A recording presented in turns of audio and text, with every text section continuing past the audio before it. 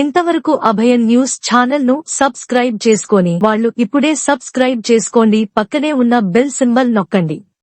మదనపల్లి అంగళ్ళు మండీల్లో మే 31వ తేదీ శనివారం టమాటో ధరలు కాస్త అటు ఇటు స్థిరంగా కొనసాగాయి. మదనపల్లి మార్కెట్లో ఫస్ట్ క్వాలిటీ టమోటాలు 30 కిలోల క్రేట్ ధర 250 నుంచి 300 వరకు పలకగా, రెండో క్వాలిటీ టమోటాలు 180 నుంచి 250 వరకు పలికాయి. శుక్రవారం నాటి ధరలతో పోలిస్తే పెద్దగా తేడా కనిపించలేదు.